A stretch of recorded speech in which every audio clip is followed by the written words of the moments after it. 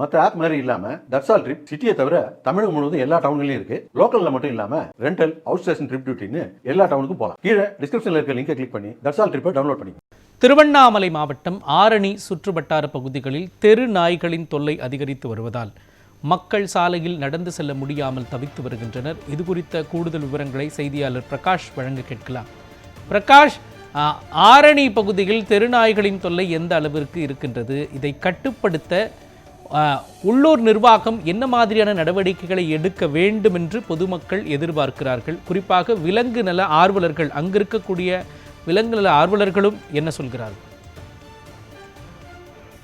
நிச்சயமாக மோகன், திருவண்ணாமலை மாவட்டத்தில் உள்ள ஆரணி, செய்யார், வந்தவாசி, போலூர், கண்ணமங்கலம், சேத்துப்பட்டு, பெரணமுள்ளூர் உள்ளிட்ட நகர்பகுதிகளிலும் கிராமப்புறங்களிலும் தெருநாய்கள் தொல்லை நாளுக்கு நாள் அதிகரித்து காணப்பட்டு வருகிறது.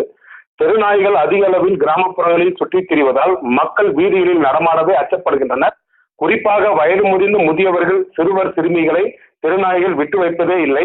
அதிக அளவில் குழந்தைகளை கடிப்பதால் ஏராளமானோருக்கு நாய்க்கடிகள் மூலம் ரேபிக்ஸ் நோய் பரவி பல உயிர் இழப்புகளும் நிகழ்ந்து வருகின்றன.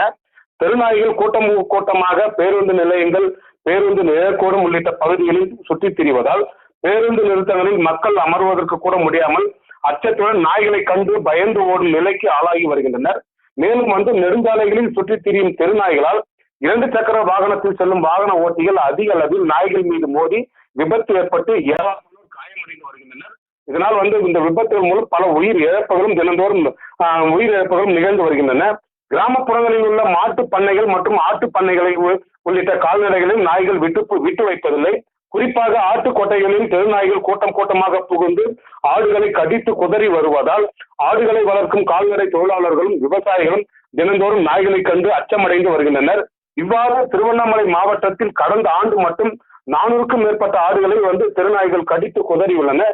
இப்படி பொதுமக்களுக்கும் மனித உயிர்களுக்கும் கால்நடைகள் உள்ளிட்ட ஜீவன்களுக்கும் அச்சுறுத்தலை மற்றும் உயிர் பயத்தை ஏற்படுத்தி வரும் தெருநாய்களை கட்டுப்படுத்த வேண்டும். இவ்வாறு கட்டுப்படுத்த அரசு தகுந்த நடவடிக்கை எடுக்கப்பட வேண்டும். மேலும் கால்நடைத்துறையினர் விரைந்து நடவடிக்கை எடுக்கப்பட வேண்டும்.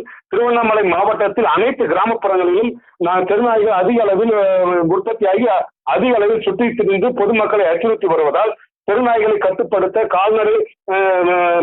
கால்நடை அதிகாரிகள் விரைந்து நடவடிக்கை எடுக்கப்பட வேண்டும் என்று இந்த பகுதியில் உள்ள பொதுமக்கள் அரசுக்கு கோரிக்கை விடுத்து வருகின்றனர். மோகன், விவரங்களையும் காட்சிகளையும் வழங்கியதற்காக நன்றி பிரகாஷ்.